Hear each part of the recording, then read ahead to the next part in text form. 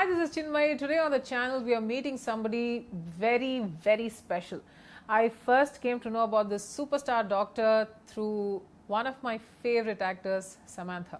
Samantha and her work with Pratyusha Support is well known. At least those who follow her have known that she's been doing continuous work, especially supporting kids with from underprivileged backgrounds for surgeries and women's health.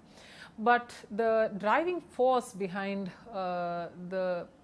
behind Pratyusha Support, the person who gets it done, is Dr. Manjula Anagani. In 2015, she got awarded the Padma Shri Award for recognizing her excellence in the field of medicine. I have known her personally, and she's my gynecologist, and she's been checking me up, she's been testing me. Basically, she's my doctor. She's my 3 a.m., 4 a.m., 5 a.m., 6 a.m. friend, all through the day friend, also a mentor. The other day I was talking to her about, it was a very casual conversation, and this was something that I learned, that women don't have a tendency to speak about their own achievements. She is not only a Chief Minister's scholarship winner when she was in school in 10th standard, I think, an equivalent of 10th standard, because I think after that, at least in Telangana and Andhra Pradesh, there's a different system called Inter. So if you're not from these areas, you wouldn't know what Inter is all about. So it's basically the 10 plus 2 concept. From then on, her strides and her excellence and her achievements in the field of medicine is unbelievable. She is a Guinness record holder for removing the maximum number of fibroids, and the heaviest of them all in that particular record was about almost 2 kgs. And she's apparently gone on to remove fibroids as heavy as 5 kilograms from various patients.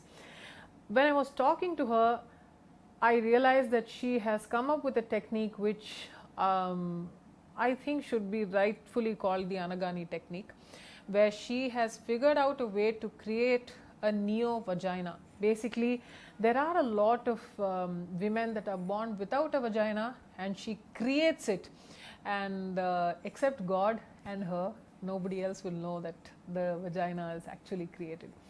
The other thing that she was telling me as we were talking is she's figured out a methodology of using stem cell therapy for endometrial regeneration and ovarian rejuvenation. Basically, if your ovaries are falling behind on producing eggs, or if they have completely ceased producing eggs, with this technique that she's come up with, which is stem cells, and using them in rejuvenating your ovaries, they will be able to produce eggs as well. And that stunned me. I did not realize who I was talking to on a daily basis, and I definitely believe that at least those who watch this channel, if you need help, especially with fertility, especially with women's health and anything else, I would say she is quite the expert. I would definitely urge you to speak to Dr. Manjula Anagani, and it's truly my honor to be speaking to her on the channel today.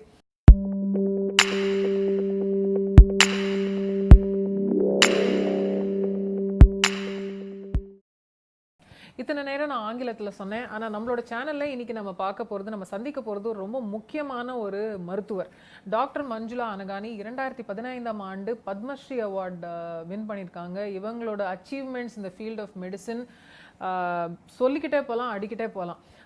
One of the achievements நீங்கள் பார்த்தீங்கன்னா, Guinness book of world record holder இவங்க. கிட்டத்தட்ட ஒரு 5 kilo வரைக்கும் fibroids எடுத்திருக்காங்க patients. ஒரு patient கிட்டேருந்து அவங்களோட டீமு கிட்டத்தட்ட 84 ஃபைப்ராய்ட்ஸ் ரிமூவ் பண்ணியிருக்காங்க. அது மட்டும் அல்லாமல் கர்ப்பப்பை, அதாவது அந்த எண்டோமெட்ரியமை ரீஜுவனேட் பண்ணுறதுக்கும், ஓவரீஸ்லேருந்து இந்த எக்ஸ் ரீஜெனரேட் பண்ணுறதுக்குமான ஸ்டெம் செல் தெரப்பியை இவங்க கண்டுபிடிச்சிருக்காங்க.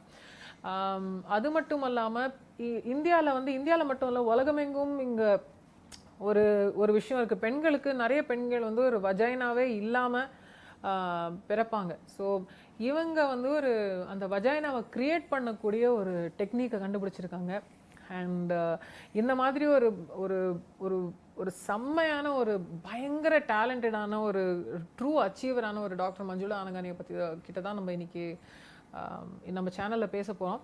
அவங்க ஆங்கிலத்தில் தான் பேச போகிறாங்க. ஆனால் இந்த பர்டிகுலர் இன்டர்வியூவை நம்ம வந்து டப் பண்ணி அல்லது தான் சப்டைட்டில் பண்ணி தமிழ் நேயர்களுக்கு இது வந்து புரியும்படியாக இருக்கிற மாதிரி we are going to be reaching this. கட்டாயமாக உங்களுக்கு வந்து கேள்விகள் இருந்தாலோ இல்லை உங்களுக்கு ஹெல்ப் வேணுனாலோ, எஸ்பெஷலி டாக்டர் மஞ்சுளா அனகானி பிரத்யூஷா சப்போர்ட்னு ஒரு என்ஜிஓ ஒன்று நடத்துகிறாங்க. ஸோ ஆந்திர பிரதேஷ், தெலுங்கானா மற்றும் தமிழ்நாட்டில் இருக்கிற ஹாஸ்பிட்டல்ஸோட ஹெல்ப்போட வறுமை கோட்டின் கீழ் இருக்கும் எத்தனையோ பேருக்கு, எஸ்பெஷலி குழந்தைகளுக்கு ஹெல்ப் செய்யுமாறு அவங்களுக்கான அந்த லைஃப் சேவிங் சர்ஜரிஸ் நிறைய பண்ணுறாங்க. பிரத்யூஷா சப்போர்ட் வந்து உங்களுக்கு ஆல்ரெடி எங்கேயோ கேள்விப்பட்டிருக்கோமே அப்படின்னு நீங்கள் யோசிச்சிருக்கலாம். ஏன்னா அது சமந்தா இந்த பர்டிகுலர் பிரத்யூஷா சப்போர்ட்டில் நிறைய இன்வால்வ் ஆகி அதை பற்றி நிறைய போஸ்ட் போட்டு நீங்கள் பார்த்துருந்துருக்கலாம், in case you follow this in social media. அந்த மாதிரி ஒரு அச்சீவரை, இந்த மாதிரி ஒரு நபரை தான் நம்ம இன்னைக்கு மீட் பண்ண போகிறோம். Padmashri awardee doctor Manjula Anagani. Doctor, this is a singer. Okay, so this is going to be, I think, almost a trilingual interview. So I do have followers both in English and in Tamil, and in English and Tamil and Telugu. So we are going to have somebody dub for you. In the middle, seriously? Dubbing voice. Oh, so we okay. Let's start with which completely blew my mind. How did you figure out how to create a new vagina? See, what happened was right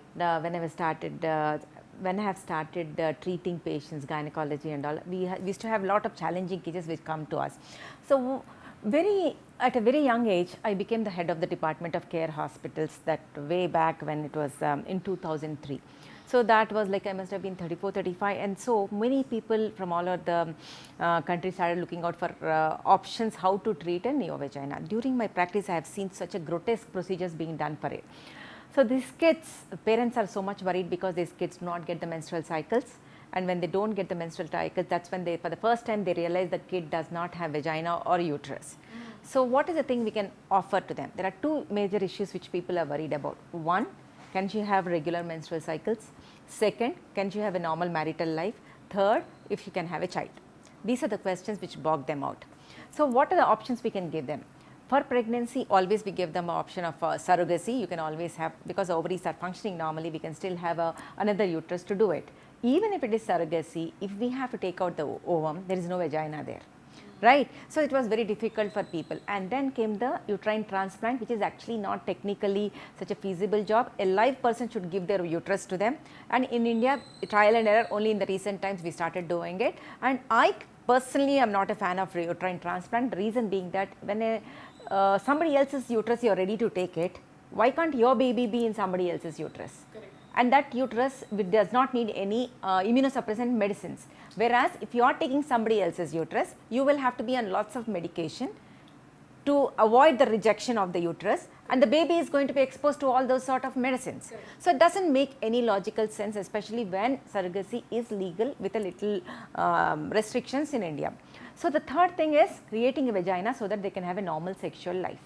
That is something which used to be in a very grotesque manner in prior, and many plastic surgeon and everybody used to be getting involved, and lots of skin transplants, I mean skin layer is to be taken and grafting is to be done, and creating a mold which they have to maintain, which is very difficult.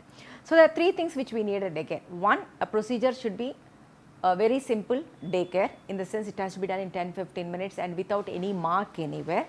Second, if one surgeon can create it without increasing the cost for the patient, not involving such an means longer duration surgery with plastic surgeon and so many GI tract and complications. So second, single surgeon without complications, because the vagina is in between the bowel and the bladder.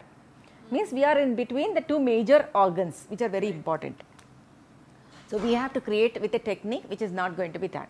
Third, something which is painless and easy to maintain, and if possible, if she can have a normal vaginal epithelium and with normal regular sensations. So these were our main things in front of us. What can we do to create this for us? That's when we thought, okay, let us modify all the techniques which were there. And there was a the reason the neovagina had to be maintained as open, because it should not be collapsing and again fusing it off, is that we should be using some adhesion barrier, something which prevents the adhesion. That's when we thought Interseed. Interseed is an oxidized methyl cellulose which can be utilized to create a vagina which is open and can be easy to maintain and create a new lining inside. So what we did is we created a mold which is softer mold, which is painless. So we take a mold made of a glove with a gauze in it, Vaseline gauze in it, so that it is softer. So after creating the pathway for about 9 to 10 inches and 2 to 3 inches in the transverse, and between the bladder and the thing, and in the normal anatomical region, how it has to be, that is the main art. So that hardly takes about 2-3 minutes. We create that pathway, then we create this mold, and on the mold we put this Interseed. But before inserting that, we take a little bit of skin which comes from the labia minora and suture it inside, means keeping it the way, this is the pathway for it to grow.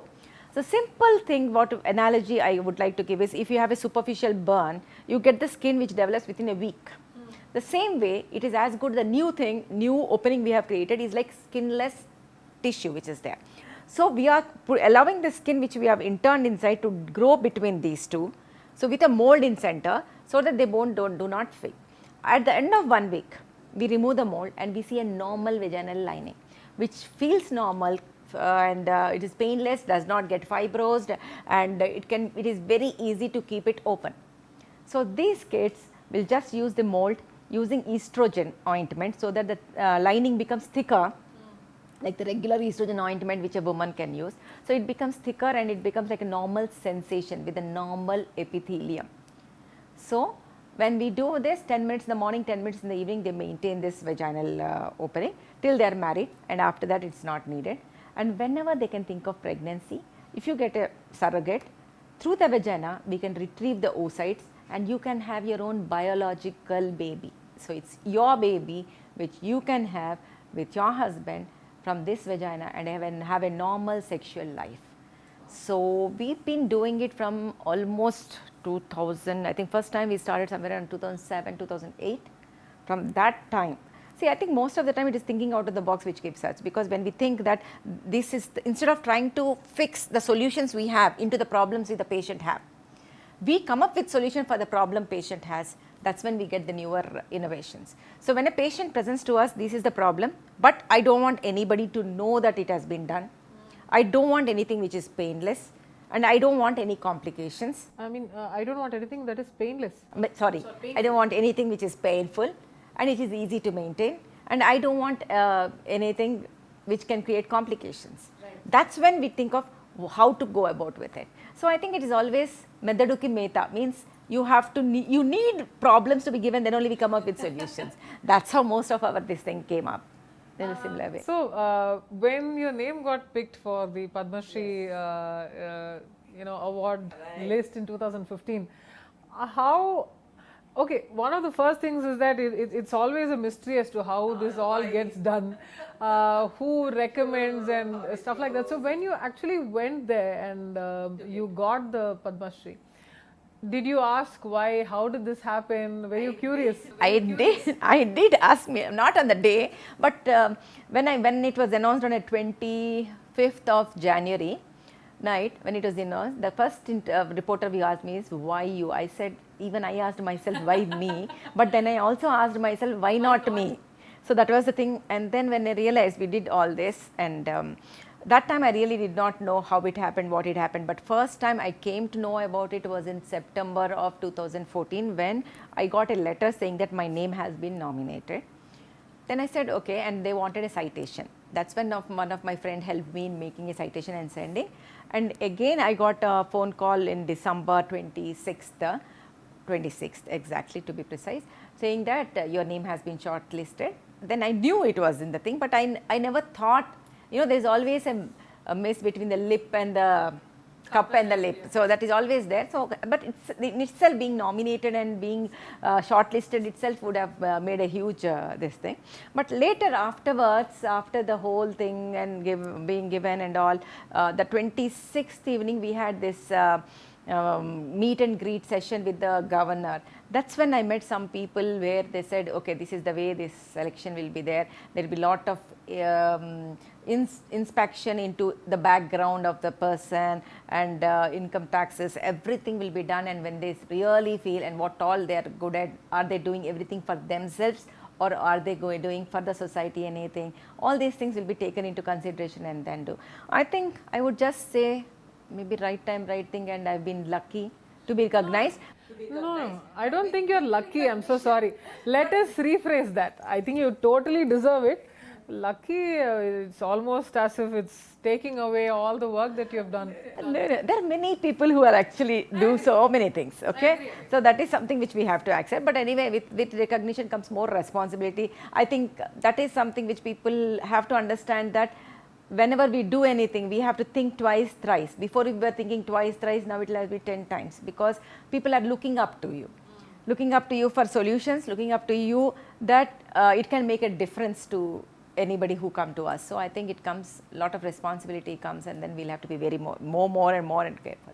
And most of the people who were involved in the whole thing, luckily or unluckily, or my patience is what I would think, normally anybody asks anything, it's always my family, my friends, my teachers and all. For me, I feel all these three on one side, but the fourth factor which makes a huge contribution to whatever I've achieved is patience. If a patient does not come to me and presents to me as problem, I will never be able to come out with these solutions of what it is. My passion is always there when we talk about trying to do something which can make a woman's life easier, especially with laparoscopy. When I started Chinmayi, there were hardly anybody, and women literally zero. So then we started, then all the techniques, how it would be done, everything or men's way of doing. So we have to do something which will help us ergonomically, plus how can we do surgeries in a day for a daycare, so that women can have major surgeries done in a daycare surgeries and then go home. So that when we again started newer techniques of entry point, all these are something which we start doing, and then that is carried on. So now many surgeons, general surgeons, many people, gynecologists, everybody come to learn my techniques and go. That's when I feel, this is what is more important, seeing that techniques which we have started or something which is made can always be honed, tuned according to the times, and then it passes on. So much more can be done with that, but someone has to start something, then it has to go.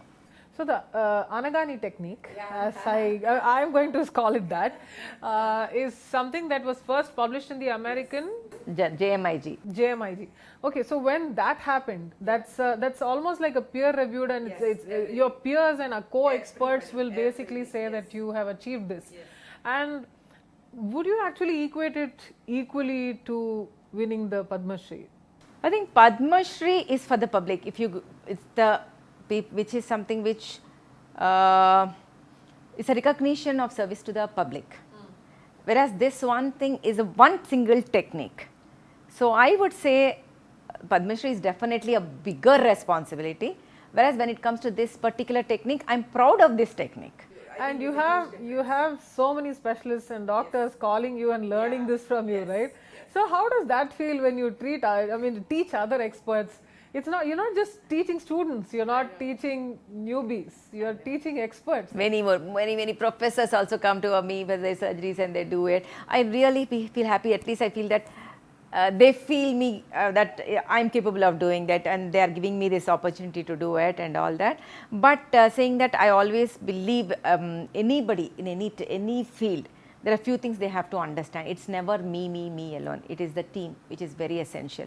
I've always been lucky to have a fantastic team. In the sense, my colleagues who help me, my nurses, my technicians, everybody. And my technician was with me for more than 22 years. Okay, from 98 he joined me till today he is with me. So it's like that, many people just join me and work with me for 7 years, 8 years to just learn and then go.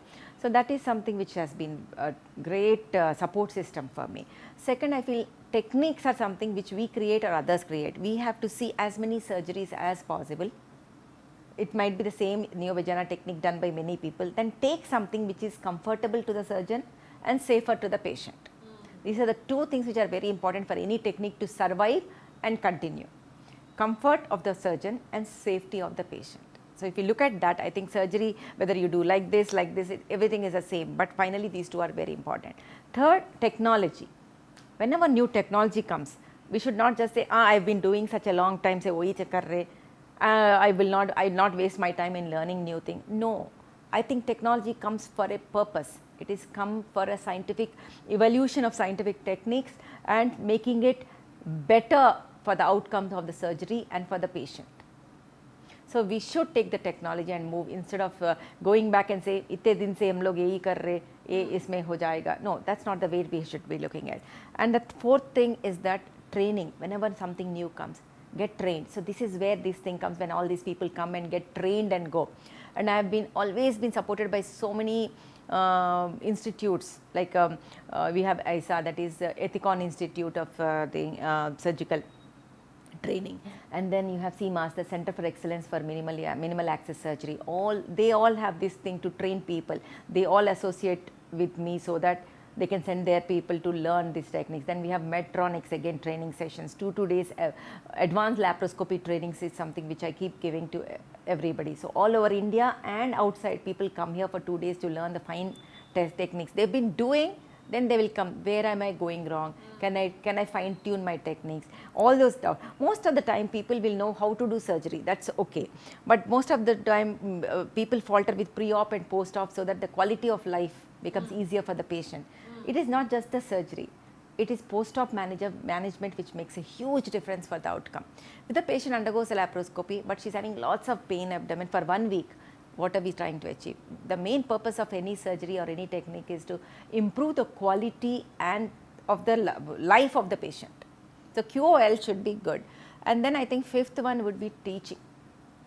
Whatever you learn, if you don't teach, I hate things or people, like I will not say people, I will never hate, but then where people try to hide their things to themselves, keeping their, what are we trying to do with that? The more, if you cannot train 1,000 people. Now the platform is like, people from India can see what is happening in US, China and everything. So operative workshops are for everybody to see and learn. So we have to show our techniques so that people can take up their newer, easier way of doing and then pass on for many people, because everybody can actually benefit from these things. Finally, I feel any doctor should always have a temperament which is very, very, very, very essential for anything. If your temperament, how much ever good surgeon you are or anything, if you are having short temper, and it's of no use to anybody, because there's nobody who's going to come to you. So that is one thing. If they don't come, it's a consumer user thing. If they don't come, you cannot do. So that is what I believe in, and I think it's been, again, I'll say it is God. I'm lucky. That is what I would always say. Because even now, I'll tell you this thing, when I was doing my MD, I still did not pass, okay? Final year, I'm still studying. If I sit down today and I still think, and how can this happen? How did people even trust me so much? There are people waiting for me to finish my MD to operate on them. I mean, how is it possible? Even if I think, can I go to a fresh MD? No. But my neighbor, Vijay auntie, I will tell Vijayanagar Colony. I'm from Vijayanagar Colony, that is a place in Hyderabad. My lane. Everybody was just waiting for me to finish so that they can get surgeries done by me. I'm like, don't worry auntie, I'll finish my MD and I'll operate. I used to be that confident. And then when I started practice also, everybody would come to me, and there will be always this myths about, don't go for laparoscopy. They will do small holes. They'll do so many problems inside. There'll be lots of complications. This is the thing when people used to say, but my patients used to come and I used to explain to them, no, this is what I'm trying to do and this is what will happen. They used to trust me and they used to get it done. Imagine a 27-year-old, 28-year-old telling, and a 50-year-old patient or a 40-year-old patient agreeing and getting it done with a technique which is not proven in those days still. Yeah. Now it is proven, agreed. Now everybody goes for minimally invasive surgery. But those times, they don't know, because still there's literature very less, and there is so many people who are always counter answering for those things, telling that no, there will be bits left over. But people came, they used to get it done. Slowly we could achieve it by breaking the myths, by training the trainers, means teaching the people and then doing that, and then the patients by word of mouth. Finally, government came down and said, laparoscopy is included in schemes. That happened only recently, maybe about 10 years ago when Arogyasri came. That's when people had the need to get trained more. Then more people started coming and getting trained. But I think all is well that ends well. Women has a boon with minimal access surgeries, I'm telling you. Pratyusha support. Yes. This is something that you started, and to be very honest, I knew about it, and I also knew about you because of Samantha's posts. So you both, I'm sure you have a larger team than that. Right. But what we see on social media is Samantha posting about it. She used to be very active, posting so much about surgeries and raising funds for children. So when you started Pratyusha support, especially with an actor, how did that entire thing come to pass? With actor, initially all the skepticism will be there because we don't know whether, but saying that, Sam is a different entity altogether. I don't think we should be talking in par with any other actor or actresses. If you talk about discipline, or if you talk about consistency, or if you talk about somebody who is dedicated to that particular cause, she is one. So I did have my own doubts first initially, but then in very starting only, she told, no, I am going to be dedicated to this cause, and then that's how the whole thing started. When it started, we were very clear about what are we doing and how much are we going to do, and whether it is within our purview or not. That was something which we had to look at. So we thought we will do, there was 3 glaringly lacunae which were seen in the medical field, because I can only think of health and empowerment, only these 2, or something which I know about. If I talk about any other thing like teaching and all, teaching in the sense schools or even politics, I will not know. My field is only medical field, where I can look at health. Health is equal to empowerment. Okay, and for me, knowledge is power. Right. So then we saw that glaring problems. What we saw was unnecessary hysterectomies going on when it was not needed. People, 20-year-old coming and telling that, anyway, I have children, so can you please remove off my uterus so that I can go and work. And people coming and say, if you don't remove now, tomorrow if I have a problem, who is going to remove now? Somebody else is paying. I used to be very disturbed initially. So we thought, okay, all these problems are coming because there is lack of awareness. Awareness that removing uterus is not a joke. Removing uterus can lead to so many other problems where you can end up dying with heart diseases. Whoa. You can end up dying with fractures or even brain clot. Who is going to tell that? So when we said, okay, first and foremost would be awareness. The second thing we thought was preventive gynecology, preventive women's health and children health. Okay.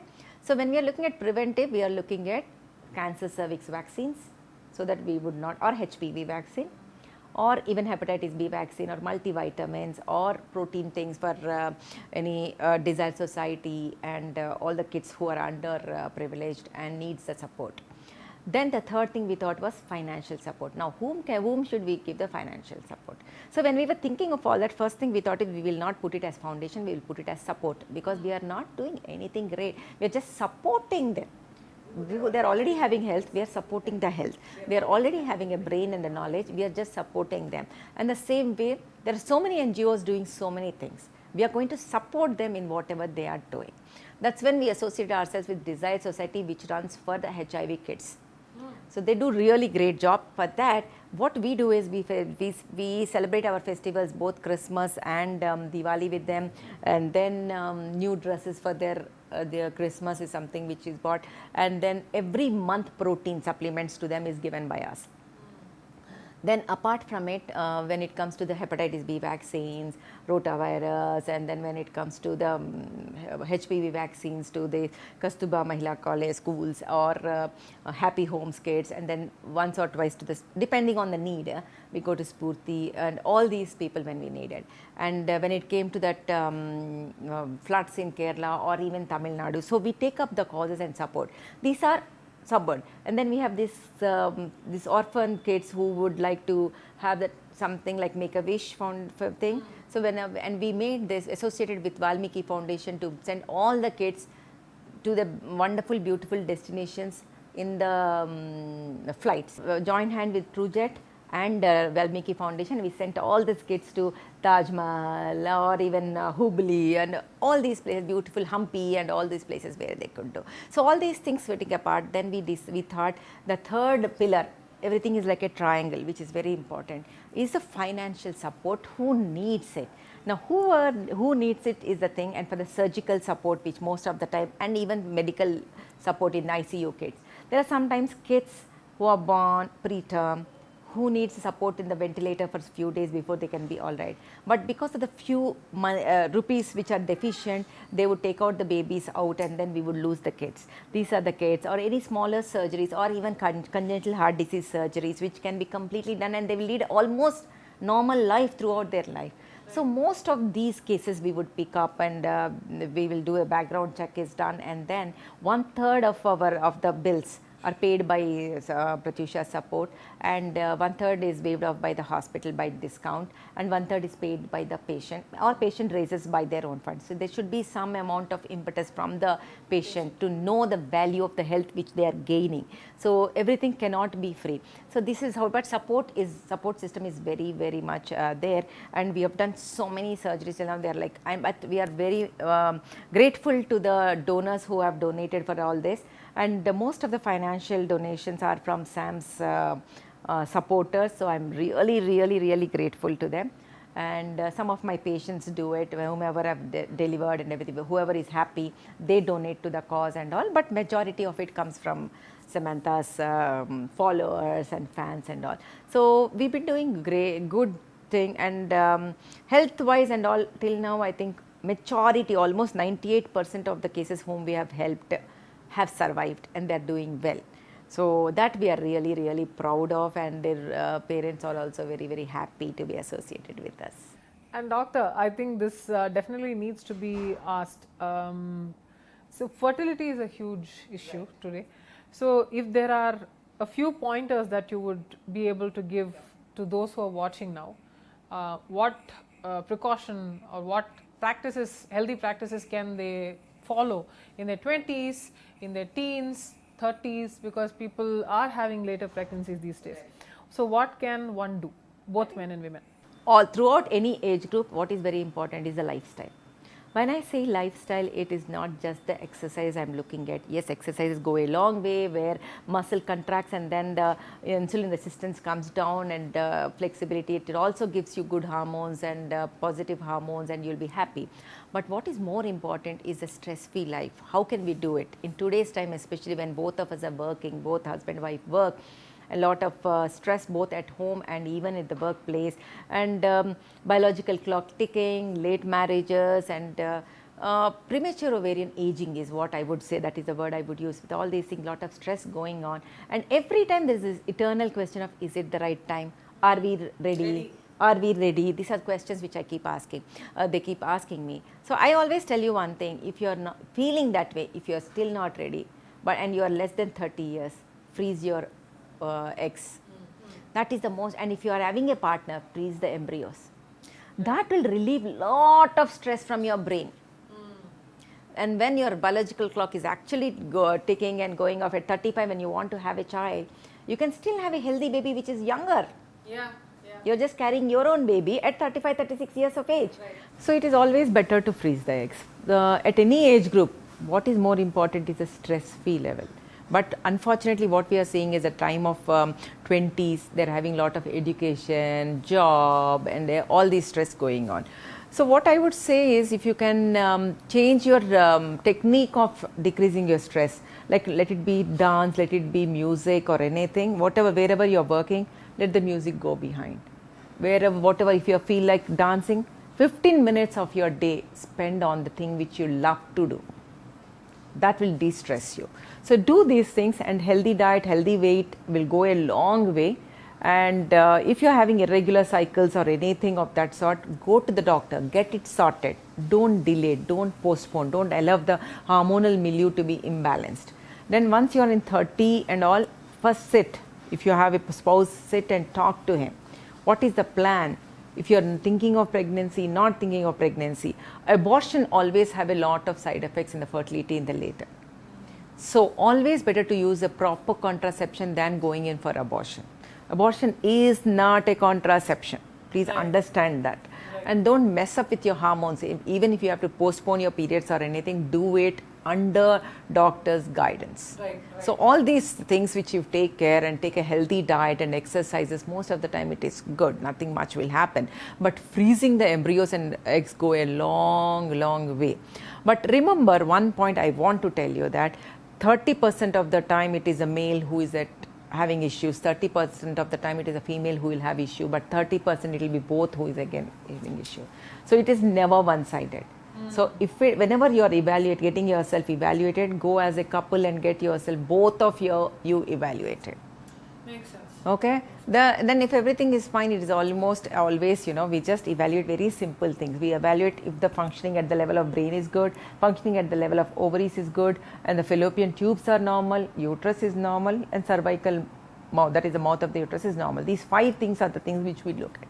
The same way in the men, we just do a semen analysis, but we have to look at how the brain is functioning, whether the production is good at the level of the testis, and if the pathway, again, the storage place, which we call it as epididymis and all, if that is good, storage is good when it is happening, and then ejaculatory function is good, or the pathway, that is spermatic ducts, are good. So if we have to look at all these 5 things, and if somewhere anything goes wrong, but in these things, what is very important is, it's not just these 5, it's always interrelated with the environmental, your stress, your thyroid, your diabetes, all those things. So any disease you have, keep it under control, and stress is definitely a disorder, you have to keep it under control. If you do it, luckily what we are seeing in corona times is that less stress, both of them having more time, and nice, happily, spontaneously getting pregnant. I have to tell you this, I have patients who come and say, Doc, I am doing morning shifts, my husband is doing night shifts, we don't have time, we'll just do IUI and finish it off. So I think people have to understand, you need me time to do both also. So, doctor, if there is something that I would ask women of your mettle, it's always the glass ceiling. How has your journey been? You are a fantastic achiever, and I'm sure it must have ticked off a few people. It does tick off many people. How do you manage that? How do you tactfully negotiate those things? It happens. Many times it is always, it's a man's world, whether we agree or not. Unfortunately, everything to do with women also starts with man. Menstruation and everything, we call it out menial work, everything you talk, it's always men and it. But yes, initially people thought, oh, it might not be Dr. Manjula who is operating. It must be some surgeon who is doing, and then the name is Dr. Manjula. So that used to happen. As if men will give away their credit to women. And then only when we started doing operative workshops and people have started seeing live operations when I was doing, did they understand that they were in a misconception. Saying that, I had a lot of support from administration, only because I think of my temperament. I used to always smile, and then and work. I never had time limitations. I used to work morning, afternoon, evening, night, anytime. It's like that. So it's like I'm a workaholic is the thing which people always label me. But now I'm finding time for myself. We are doing things. I'm actually playing badminton nowadays. So I think, yeah, there are a lot of people who get ticked off. Like even after when the award came also, luckily 99% of people are very happy that it came to me. There are people who called up and said directly to me that we are happy that you got it and not somebody and all that. Yeah, but one off will definitely be affected. We cannot please everybody that is there. And I am the last person doing it because I just believe in doing my work and going off. So that's what it happens. But yeah, like you said, most of the time it is always man who gets the credit. Like I'll tell you 1 or 2 incidents what happens in care. It was in a good sense which was told to me. There was one very famous my colleague who was a urologist who said in front of him when there was a meeting going on with all the surgical fields kids there, sitting there.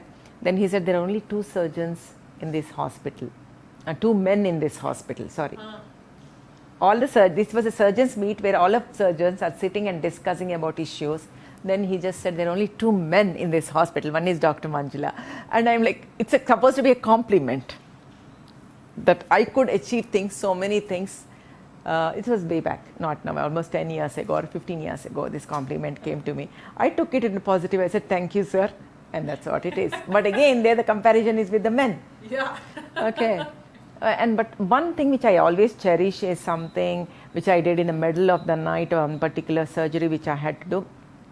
There was this lady who was in the second pregnancy with a ruptured uterus, with the previous cesarean scar giving way, and she was shifted, and directly we shifted her into the operation theatre. We had our vascular surgeon who was just going to start another surgery.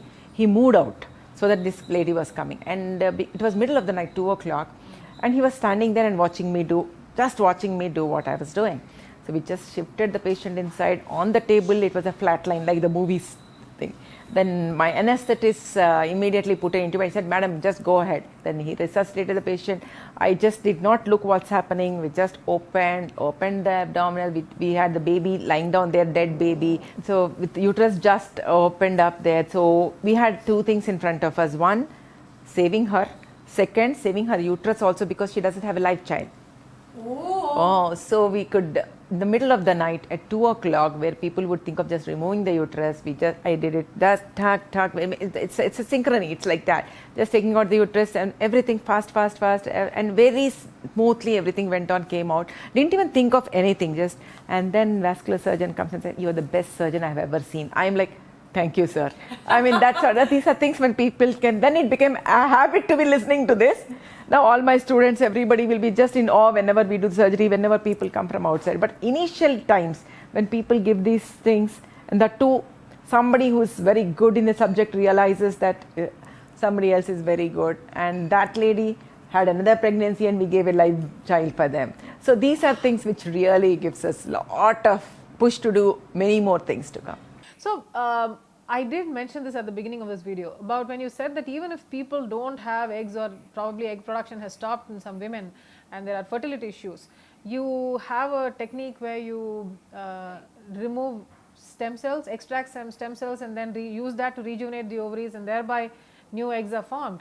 How does that work? See, like I always say, a problem comes to you, then you think out of the box. Initially, there was this young kid who was brought to me, who was 23-year-old kid from a family, conservative family, and everything is normal with her except that she never menstruated, she never got menstruation. Her uterus was there, ovaries were there, but she was not menstruating.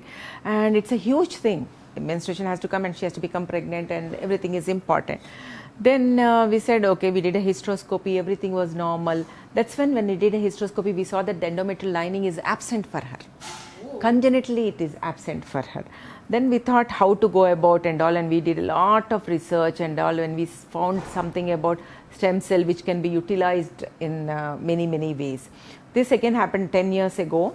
When I spoke to the parents, talked to them, they said this is one option we can try, but it is never tried before.